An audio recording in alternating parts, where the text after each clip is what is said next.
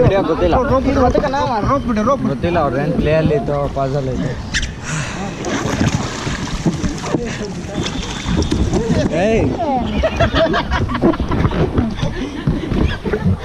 Hello friends, ಸ್ವಾಗತ ನನ್ನ YouTube ಚಾನಲ್ಗೆ. ಇನ್ನು ಕೆಲವು ದಿನದ ಹಿಂದೆಯಿಂದ ನನ್ನ ಫ್ರೆಂಡ್ಸ್ ಎಲ್ಲ ಮೆಸೇಜ್ ಮಾಡಿ ಕೇಳ್ತಾ ಇದ್ರು, ದಾಂಡೇಲಿ ಹೋದ್ಮೇಲೆ ಯಾಕೆ ವೀಡಿಯೋ ಬಿಟ್ಟಿಲ್ಲ, ದಾಂಡೇಲಿದು ವೀಡಿಯೋ ಮಾಡಿಲ್ವಾ, ಅಲ್ಲಿ ಏನಾಯಿತು ಅಂತ. ಸೊ ಅದಕ್ಕೆಲ್ಲ ನಾನು ಈ ವಿಡಿಯೋದಲ್ಲಿ ಆನ್ಸರ್ ಮಾಡ್ತಾ ಇದ್ದೇನೆ. ಈ ವಿಡಿಯೋನ ಕೊನೆ ತನಕ ನೋಡಿ. ನಾನು ದಾಂಡೇಲಿ ಹೊರಟಿದ್ದು ಲಾಸ್ಟ್ ಸಾಟರ್ಡೆ. ನಾನು ದಾಂಡೇಲಿಗೆ ಮನೆಯಿಂದ ಹೊರಟದ್ದು 2:30ಲಿಂದ ಹೊರಟು 3:30 ಹಾಗೆ ಮರವಂತೆ ರೀಚ್ ಆಗಿದ್ದೆ. ಸೊ ಮರವಂತೆ ರೀಚ್ ಆದಾಗ ನಂಗೊಂದು ಶಾಕ್ ಆದಿತ್ತು, ಯಾಕಂದರೆ ಆ ಥರ ಬಯೋಲುಮಿನಿಯಸ್ ಎಫೆಕ್ಟ್ ಇದು ವೇವ್ ನಾನು ಯಾವತ್ತೂ ನೋಡಿರಲಿಲ್ಲ. ಈವನ್ ಮಲ್ಪೆ ಪಡುಕೆರೆಯಲ್ಲಿ ಕೂಡ ಸೂಪರ್ ಇತ್ತು. ಆ್ಯಂಡ್ 3:30 ನಾನು ಒಬ್ಬನೇ ಇಡೀ ಬೀಚಲ್ಲಿ ಎಲ್ಲ ಕ್ಯಾಪ್ಚರ್ ಮಾಡಿಕೊಂಡು ಬಂಡೆ ತನಕ ಹೋಗಿ ಡೆಡ್ ಎಂಡ್ ತನಕ ಹೋಗಿ ಎಲ್ಲ ಕ್ಯಾಪ್ಚರ್ ಮಾಡಿದ್ದೆ. ತುಂಬ ಚೆಂದ ಬಂದಿತ್ತು ಆ ವಿಡಿಯೋ. ನೆಕ್ಸ್ಟ್ ಅಲ್ಲಿಂದ ಹೊರಟು ಹೈವೇಲಿ ಮುಂದೆ ಬರಬೇಕಾದ್ರೂ ಕೂಡ ನಂಗೆ ಶಾಕಿಂಗ್, ಯಾಕಂದರೆ ಆ ಥರ ನಾನು ಯಾವತ್ತೂ ನೋಡಿರಲಿಲ್ಲ. ಬಿಕಾಸ್ ಲೈಟಿಂಗ್ ಆಗಿರಲಿ ಪ್ರತಿಯೊಂದು ಆ ಹೈವೇಲಿ ಸೂಪರ್ಬ್ ಆಗಿತ್ತು. ಆ ಲೈಟಿಂಗ್ ನೋಡುವಾಗ ಒಂಥರ ಮೋಟಿವೇಶನ್ ಆಗ್ತಿತ್ತು. ನಾನು ವಿಡಿಯೋದಲ್ಲಿ ಹೇಳ್ತಾನೆ ಇದ್ದೆ, ವಾವ್ ಈ ಥರ ಮಾಡಿದ್ದೀರಾ, ಈ ಥರ ಲೈಟಲ್ಲ. ಅದು ನನ್ನ ಲಾಸ್ಟ್ ಟೈಮ್ ಆ ಥರ ನೋಡಿದ್ದು ಬೆಂಗಳೂರು ಹೋಗುವಾಗ ಚನ್ನಪಟ್ಟಣದ ಹತ್ರ ಒಂದು ಸ್ಟ್ರೆಚ್ ಸಿಗುತ್ತೆ, ಅಲ್ಲಿ ಲೈಟಿಂಗ್ ನೀವು ನೋಡಬಹುದು. ಅದೇ ಥರ ಲೈಟಿಂಗ್ ಇಲ್ಲಿ ಒಂದು ಎವ್ರಿ 10 ಕಿಲೋಮೀಟರ್ಗೆ ಒಂದ್ಸಲಿ ಸಿಗ್ತದೆ ಹೊನ್ನಾವರದವರೆಗೆ. ಸೊ ಅದೆಲ್ಲ ಹಾಗೆ 5:30 ಹಾಗೆ ನಾನು ಗೋಕರ್ಣ ರೀಚ್ ಆಗಿದ್ದೆ. ಅಲ್ಲಿ ಸ್ವಲ್ಪ ಟೈಮ್ ಸ್ಪೆಂಡ್ ಮಾಡಿ ಬೆಳಗ್ಗೆ ಬಂದಮೇಲೆ ನಾನು ಹೊರಡೋದು ಪ್ಲ್ಯಾನ್ ಆಗಿತ್ತು. ನಾನು ಎಲ್ಲಿ ಕ್ಯಾಂಟೀನಲ್ಲಿ ನಿಂತಿದ್ದೆ ಅಲ್ಲ, ಆ ಕ್ಯಾಂಟೀನಲ್ಲಿ ನಿಯರ್ಲಿ 45 ಮಿನಿಟ್ಸ್ ಸ್ಪೆಂಡ್ ಮಾಡಿದ್ದೆ ನಾನು. ಆ 45 ಮಿನಿಟ್ಸ್ ತುಂಬ ಕಾಮಿಡಿ ಆಗಿತ್ತು, ಯಾಕಂದರೆ ನಾನು ಅಲ್ಲಿ ಅಂಕಲ್ ಇದ್ದರು, ಅವ್ರಿಗೆ ಕನ್ನಡ ಬರ್ತಿರ್ಲಿಲ್ಲ, ಹಿಂದಿಯಲ್ಲಿ ಮಾತಾಡ್ತಿದ್ವಿ. ಆ್ಯಂಡ್ ಹಿಂದಿಯಲ್ಲಿ ನಾನು ಹೇಳ್ತಿದ್ದೆ, ನಿಮ್ಮ ಅಂಕಲ್ ನಿಮ್ಮದು ಡಾಬಾ ತುಂಬ ಫೇಮಸ್ ಮಾಡ್ತೀನಿ, ನಾನು ಬಾವಾಗ ಡಾಬಾ ಮಾಡ್ತೀನಿ, ಆ ಥರ ಎಲ್ಲ ಮಾತಾಡ್ತಾ ತುಂಬ ಕಾಮಿಡಿ ಮಾಡ್ತಿದ್ವಿ. ಎಲ್ಲ ಟೀ ಕುಡಿದೆ ಆ್ಯಂಡ್ ತುಂಬ ಚೆನ್ನಾಗಿ ಮಾತಾಡಿದ್ವಿ, ಕಾಮಿಡಿ ಮಾಡ್ಕೊಂಡು ಮಾತಾಡಿದ್ವಿ. ಆ್ಯಂಡ್ ಅದೆಲ್ಲ ಆದಮೇಲೆ ನಾನು ಹೊರಟೆ ಅಲ್ಲಿಂದ ರೈಟ್ ತಗೊಂಡು ಆ ಶಾರ್ಟ್ ಕಟ್ ರೋಡಲ್ಲಿ ಸೂಪರ್ ಇತ್ತು ರೋಡ್, ಬಟ್ ಹಾಂಟೆಡ್ ಥರ ಇತ್ತು ಅಷ್ಟೇ, ಮತ್ತೇನಿಲ್ಲ.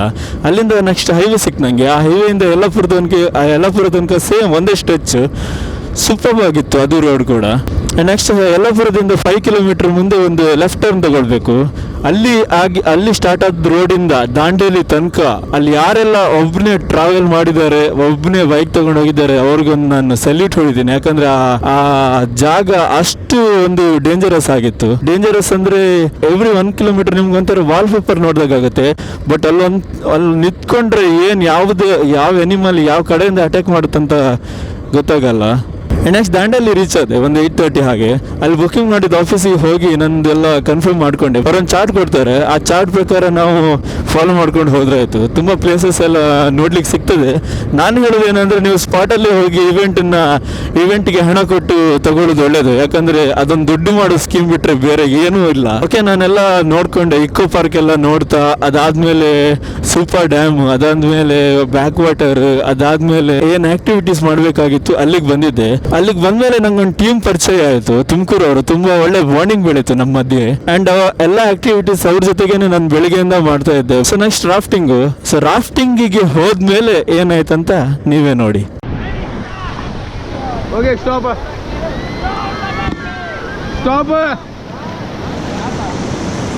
Okay, forward.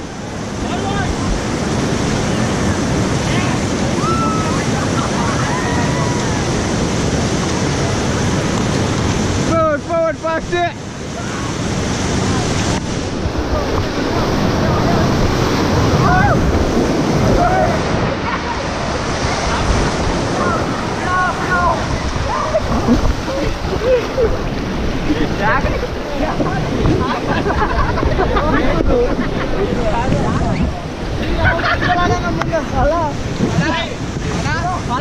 ನೀರಿಗೆ ಬೀಳಕ್ಕೆ ತಾನೇ ಹೋಗಿದ್ದ ಬೇಡ, ಅವ್ರು ಕ್ಯಾಚ್ ಮಾಡಿ, ಅವ್ರು ಕ್ಯಾಚ್ ಹಿಡೀರಿ. ಇಲ್ಲ ಅಣ್ಣ, ರನ್ನಿಂಗ್ ಮಾಡೋರು ಜಂಪ್ ಮಾಡ್ಲಿಕ್ಕಿಲ್ಲ.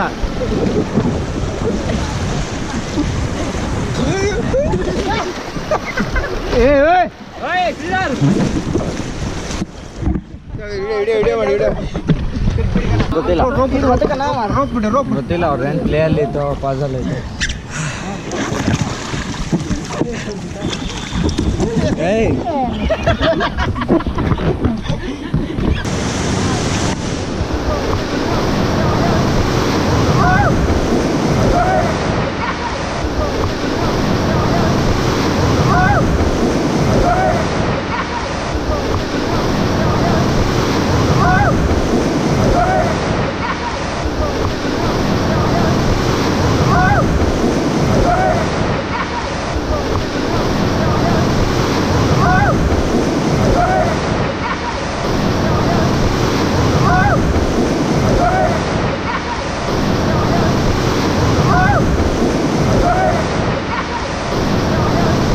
ನೋಡಿದ್ರಲ್ಲ ಏನಾಯ್ತಂತ. ಸೊ ನಾನು ಬಿದ್ದೆ, ಅಲ್ಲಿ ಬಿದ್ದಾಗ ನನ್ನ ಮೊಬೈಲ್ ಹೋಯ್ತು. ಸೊ ನೀವು ಅನ್ಕೊಳ್ತಿರ್ಬೋದು ಈ ವಿಡಿಯೋ ನೋಡಿ ಇದು ನನ್ನ ಬೇಜವಾಬ್ದಾರಿತನದಿಂದ ಆದದಂತ.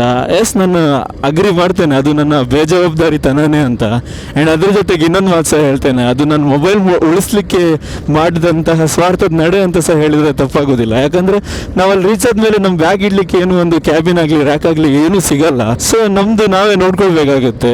ನಾನು ಪರ್ಸಲ್ಲಿ ಅಷ್ಟು, ವಾಲೆಟಲ್ಲಿ ಅಷ್ಟೊಂದು ಕ್ಯಾಶ್ ಕ್ಯಾರಿ ಮಾಡ್ತಾ ಇರಲಿಲ್ಲ. ಮೊಬೈಲ್ ಮಾತ್ರ ನಂಗೆ ಸ್ವಲ್ಪ ಉಳಿಸ್ಕೊಳ್ಬೇಕಾಗಿತ್ತು. ಒಂದು ವೇಳೆ ಹೋದ್ರೆ ಮೊಬೈಲ್ ಒಂದು ಬೇಕಾಗುತ್ತೆ ಅಂತ ಮೊಬೈಲ್ ಮಾತ್ರ ನಾನು ಅಂಡರ್ವೇರ್ ಒಳಗೆ ಹಾಕಿ ಅದನ್ನು ಬೆಲ್ಟಲ್ಲಿ ಕಟ್ಟಿ ಕ್ಯಾರಿ ಮಾಡಿದೆ. ತುಂಬ ಟೈಟಾಗಿ ಕಟ್ಟಿದ್ದೆ. ಬಟ್ ಅಲ್ಲಿ ಬಿದ್ದ ಮೇಲೆ ಆ ಫೋರ್ಸ್ಗೆ ನನ್ನ ಅಂಡರ್ವೇರ್ ಉಳ್ಳೋದು ದೊಡ್ಡದು, ಇನ್ನು ಮೊಬೈಲು ಬಿಡಿ. ನಿಮ್ಗೆ ವಿಡಿಯೋದಲ್ಲಿ ಅಷ್ಟು ಗೊತ್ತಾಗ್ಲಿಕ್ಕಿಲ್ಲ ಆ ಫೋರ್ಸು, ಬಟ್ ಅಲ್ಲಿ ಬಿದ್ದವರಿಗೆ ಪಕ್ಕಾ ಗೊತ್ತಿರುತ್ತೆ ಯಾವ ಥರ ಇದೆ ಅಂತ. ಆ್ಯಂಡ್ ಅಲ್ಲಿ ಬಿದ್ದ ಮೇಲೆ ನನಗೆ ಏನಾಯ್ತು ಅಂತ ನಿಮ್ಗೆ ಕೇಳೋದಾದ್ರೆ ನೀವು ನೋಡ್ಬೋದು ಆ ವಿಡಿಯೋದಲ್ಲಿ. ಬಿದ್ದ ಮೇಲೆ ನಾನು ನೀರೊಳಗೆ ಹೋಗ್ತೇನೆ. ಆ ಟೈಮಲ್ಲಿ ನನ್ನ ಕಾಲಿಗೆ ಬಂಡೆ ಮತ್ತು ತಲೆಗೆ ಬಂಡೆ ಹೊಡಿತು. ತಲೆಯಲ್ಲಿ ಹೆಲ್ಮೆಟ್ ಇತ್ತು, ಸೊ ಏನಾಗಲಿಲ್ಲ. ಕಾಲಿಗೆ ತಾಗಿದ್ದು ಬಂಡೆ ಏಟು ಇನ್ನೂ ಕೂಡ ನೋವಿದೆ. ಆ ಮೂಮೆಂಟಲ್ಲಿ ತುಂಬ ಜನ ನೆನಪಾದ್ರು, ತುಂಬ ಸಿಚುವೇಶನ್ ನೆನಪಾಯ್ತು, ತುಂಬ ಹಲವಾರು ಜನರು ಯೋಚನೆಗೆ ಬಂದರು. ನಾನು ಈ ವಿಡಿಯೋದಲ್ಲಿ ಹೇಳ್ತಾ ಇರೋದು ಇಷ್ಟೇ, ಯಾವತ್ತು ನಾನು ಮಾಡಿದ ತಪ್ಪನ್ನು ಮಾಡಬೇಡಿ. ಆ ಥರ ಆಕ್ಟಿವಿಟೀಸ್ ಮಾಡುವಾಗ ಯಾವತ್ತು ಮೊಬೈಲ್ನೆಲ್ಲ ಹಿಡ್ಕೊಂಡು ಹೋಗಬೇಡಿ. ಆ್ಯಂಡ್ ಲೈಫಲ್ಲಿ ಏನಾಗುತ್ತೆ ಅದು ಒಳ್ಳೇದಕ್ಕೆ ಆಗುತ್ತೆ ಅಷ್ಟೇ ಅನ್ಕೊಂಡಿರಿ. ನೆಕ್ಸ್ಟ್ ವಿಡಿಯೋದಲ್ಲಿ ಮತ್ತೆ ಸಿಗ್ತೇನೆ. ಅಲ್ಲಿವರೆಗೆ ನಿಮ್ಮ ಸಪೋರ್ಟ್ ಹೀಗೆ ಇರಲಿ. ಬಾಯ್.